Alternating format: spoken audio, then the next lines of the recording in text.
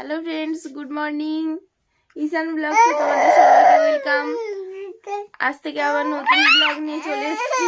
এতদিন blog share করতে পারিনি তোমাদের সঙ্গে, ঈশানের শরীর ভালো ছিল না, তাই জন্য এই যে দেখছো তো কেমন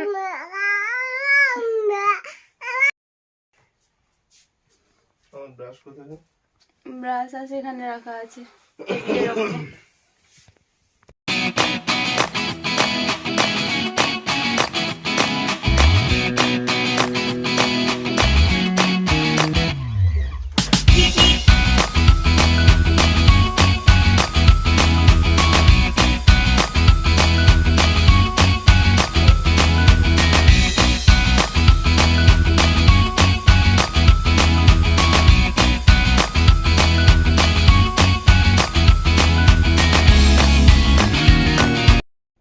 আমার বাসন মাজা কমপ্লিট, আর ওখানে আমার ছেলের খাবারের জল, সারাদিনের জলও রেডি।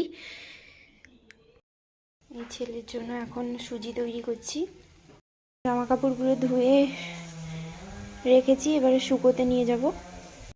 এখানে ভাত বসিয়ে দিয়েছি আমি, আর সবজির জোগাড়ও এখানে করে রেখেছি। এরপর রান্না বসাবো। ঈশানকে নিয়েই আজকে আমাকে রান্না করতে হচ্ছে, তার কারণ হচ্ছে শ্বশুর শাশুড়ি মানে আমার ঘরের মা বাবা আজকে একটা নেমন্তন্ন বাড়ি গেছেন, তো একে নিয়েই আজকে আমাকে রান্না করতে হচ্ছে। এদিকে রান্না বসিয়েছি, এদিকে ঈশানের খাবার বসাচ্ছি।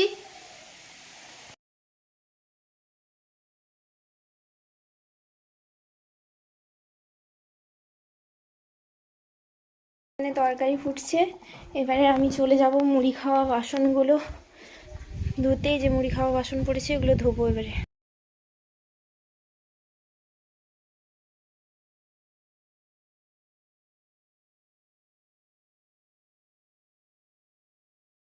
স্নান করে ফ্রেশ হয়ে চলে এসেছি।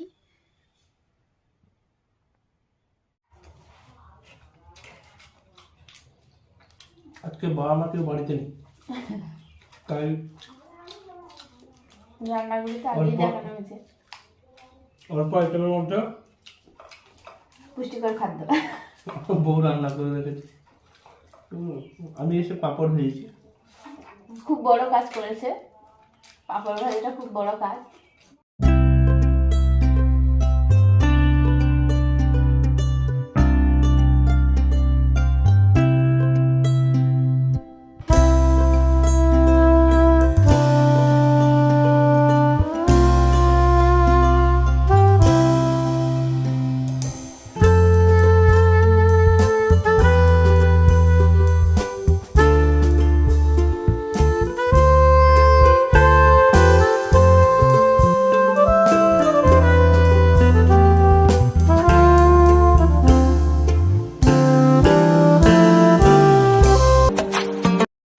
আমার এগুলো গোছানো কমপ্লিট হয়ে গেছে।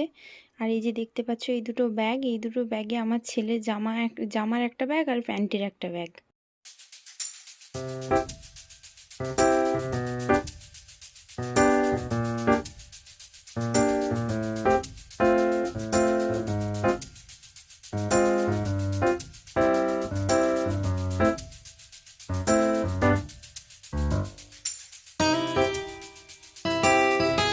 রুটি হওয়ার পর এখন তোমাদের দাদাভাই এই যে সয়াবিন চিলি বানাবে বলে এই সয়াবিনগুলোকে ভেজে নিচ্ছে।